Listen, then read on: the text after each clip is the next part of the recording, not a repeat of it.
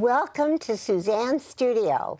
I'm Suzanne Barnett, your host, and tonight I am so pleased to present my guest, Dr. Tracy Wilen, who is a prominent authority on the impact of technology on the office, careers, and society, and everything else. Tracy, I'm so glad to see you. Thank you, Suzanne. It's so good to be here. But I also want to tell the audience that you have authored 11 books, and you have been on CNN, NBC, Fox, what else?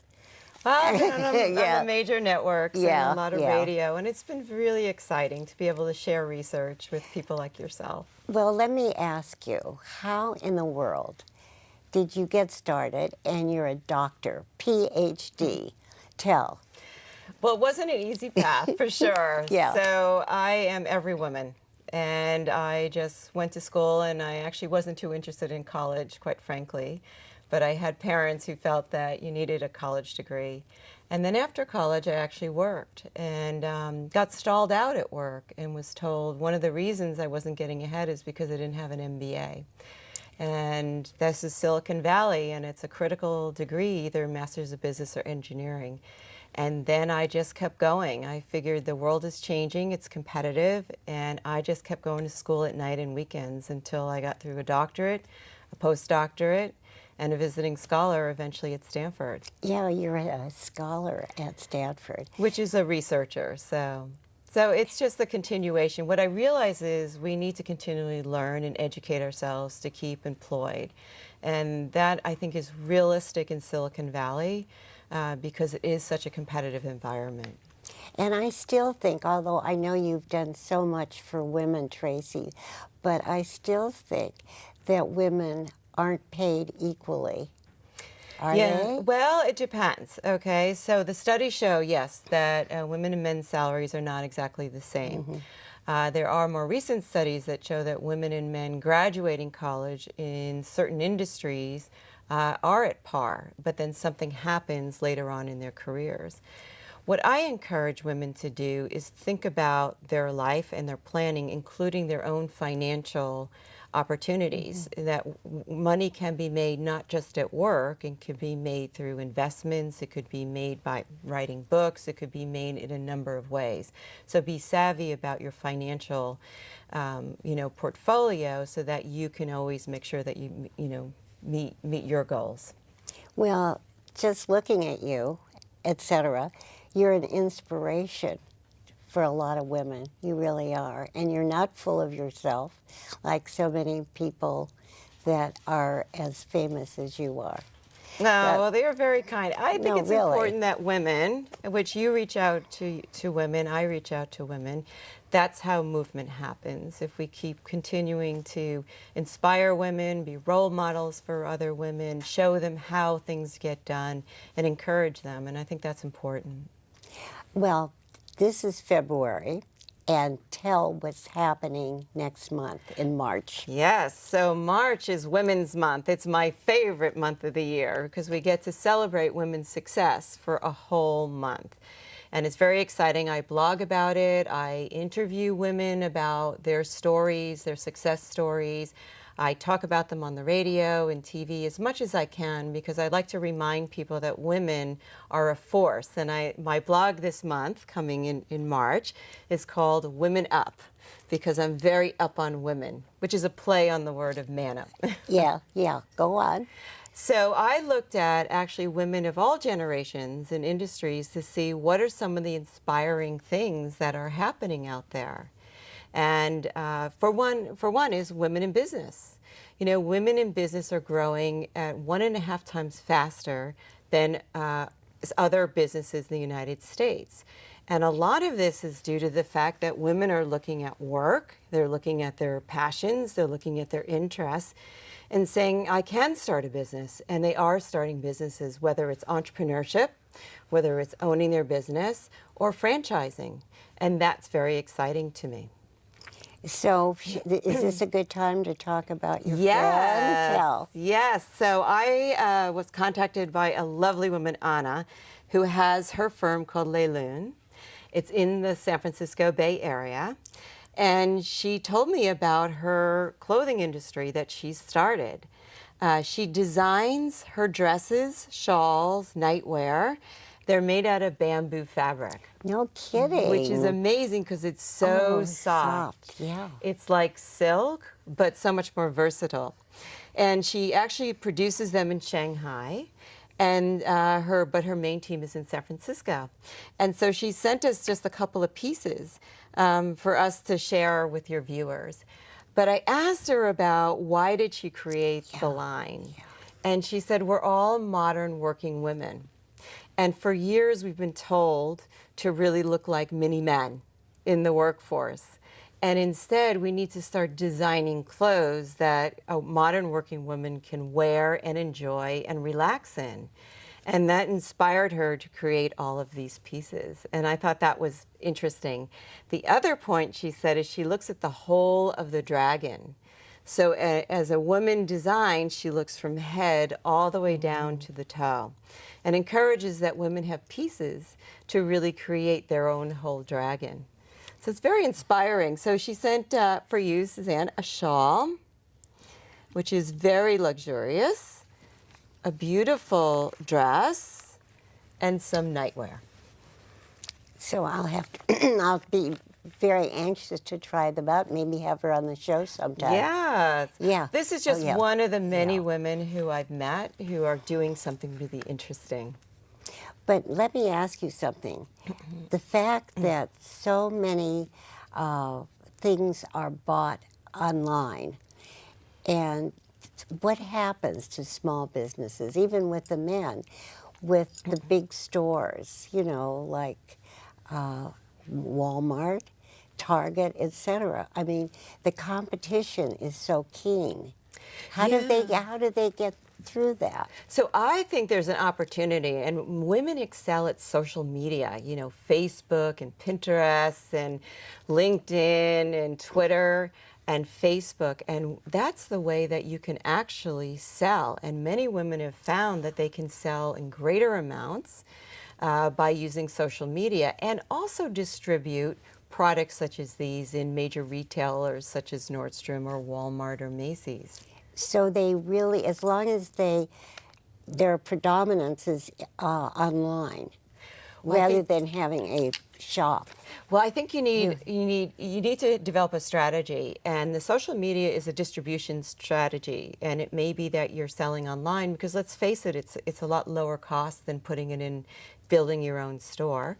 But you also may want to distribute through a store. You also may want to distribute through a high-end shop. So there's a lot of ways that you can actually be successful in retail today, much more than years ago. And all of that is because of technology.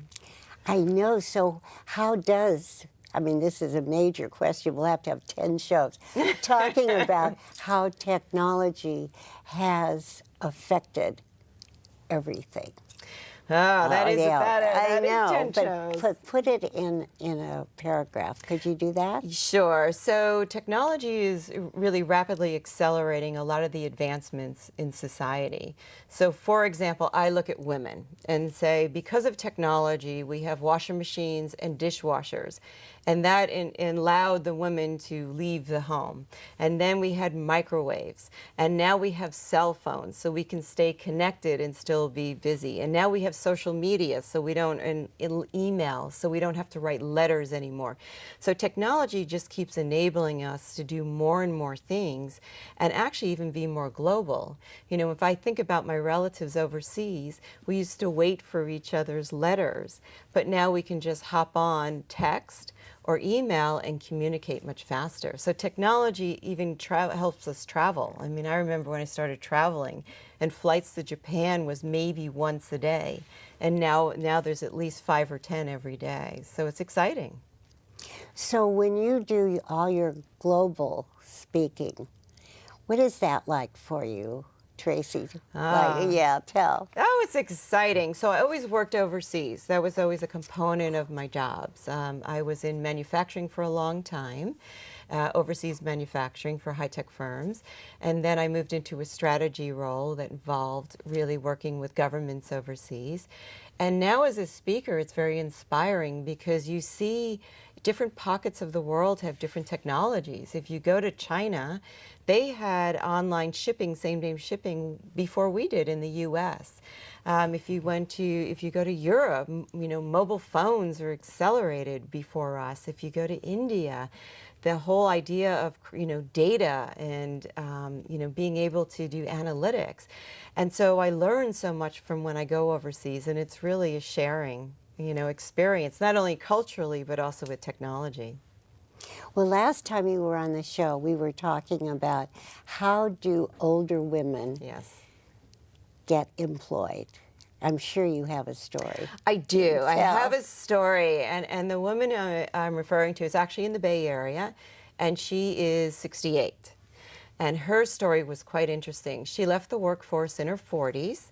She was married with kids, and her husband was working, and they felt that it was fine until he got ill. And now he is unable to work, and in their 60s, they realized that somebody has to make some money. And she decided that she had to get back to work after 20 some odd years. So I asked her, what did you do? And she said, rule number one is reach out to everyone that you worked with in the past. Hopefully you had left on a positive note, you had positive relationships. Let them know your situation and be able to explain to them in that short paragraph what your skills and experience is. And she said, I was always a project manager for IT projects. That's what I did for companies. IT? Information technology. Oh, okay. And that's what she did for companies in the Bay Area. And her colleagues remembered her. The ones who were working, some moved on, some had higher positions, and they encouraged her to send in her resume. Well, what she did is she sent it to them, met people, interviewed, and pursued contract work. So she got a contract job as a project manager. It was a little lower than she had wanted, but she realized she had to prove herself after not working for over 20 years. And she was a star. She was a star. And after 6 months, she was hired full-time, and she's still hired today. No kidding. So that's exciting to me. Yeah. So some of the points is, one, keep up your networks. Number two, identify your key skills and experience, because that doesn't go away. Number three is don't be afraid of taking on a freelance or contract position. And number four is target companies that really can, or organizations that embrace age. So whether you're young and you're targeting a startup that might embrace a young age, look at companies or education institutions or nonprofits that really embrace more seasoned age. And by putting that together, she was able to really get herself back and full-time employed in her 60s. Oh, she must be so excited, and you are too. Oh, yeah. But how often does this happen? Well, sadly, not as much as, I'd like to see, but here's the thing. Over 40% of Americans today are working freelance, are contracting, and this is becoming the new norm. So I think there's more opportunities. 40%, that's a pretty good number. Sure, and they're Yeah. saying that this may be the new wave, that, as society evolves, is it really about the full-time job, or is it about having a portfolio career, which is a collection of projects, project work, contract work, and and volunteer work that puts it together. Another story is a gentleman told me that he volunteered for a hospital 1 day a week while he was looking for a job. But the reason he volunteered is he volunteered in a position that he eventually hoped would open up, and that since he was already volunteering would be on the inside track. It took him about a year, another gentleman in his 60s, and he was brought on as a full-time contractor and eventually brought on as a full-time employee. So I think strategy, what do you do, right? What do you do well that you can get paid for, and how do you get it, whether it's through volunteering or part-time work? Consulting is another one. So there are ways that you can get employed. And how do people, if they don't have a computer, for example, I'm just thinking of, I have to be the devil's advocate. But what if they don't have a computer? How do they get themselves out there? I'll tell you a story. When I first came out to California, I had left my job, and I was sure, I was in sales, that I would get a job out here. And I didn't. And it was very tough. And the reason I didn't get a job when I first came out here is because I wasn't technical enough and I didn't have the MBA. So what did I do? And I didn't know how to use a computer. So I temped. I did temp work. I worked for Nordstrom as a retail. I temped through one of these temp firms, and I asked them to put me in positions that I would be forced to learn the computer, even if it was secretarial. And I actually worked in a restaurant bar at night, so I had food and drink. Clothing, food, drink, skills, and money. That was my strategy. And I needed 3 jobs to survive in California. And eventually, one of those temp jobs led me into Apple Computer. And the reason is that I was learning technology. I just forced it every day because I had to survive to get paid in that temp job. And then I got pretty good at it, got comfortable with it. And then I said, could you place me at Apple? Could you keep placing me at Apple? Because I think that's the company I want to work for. And that's a strategy. But you must have been very young. I was not as young. I was in my late 20s. Well, that's pretty young, my goodness. Well, most people are on their way in their 20s. I see, yeah. And so it was a major transition. But the strategy was the same, is that you can temp. I also encourage people to not discount sales jobs, particularly quota jobs, because these are ways that you can prove yourself. What are quota jobs? Quota jobs. So if you're selling, so for example in retail, you get a commission. So you can develop skill of sales, and while you're doing that, you can also learn about whether it's retail or auto sales or an industry, real estate or some other area, and all of the technology in that industry. So you can't just start at the very top. Anybody. Well, I'm sure there are people who start at the very top, but but very few. Sure. Yeah. I think in our digital world, technology is becoming more and more important. So you can go to, like I do, to Apple and Microsoft stores, and I get tutorials and seminars and hands-on learning on the equipment. I've taken classes at community colleges and adult ed. I mean, it's a continuous evolution. I also encourage people to try to find something that you like to do, whether it's recipes or photos of your grandkids, to try to really touch the technology. And that is like learning a different language, just to learn the computer. Then you get your iPad, etc., right? Well, Suzanne, I'm noticing you're using an iPhone there. Oh, I hope so. Yes. And I also have an iPad, An too. iPad. So a lot of people start off using devices that are comfortable, and then they expand, because you're right, it is a language. It's a language that you can use on a lot of different devices once you understand the language.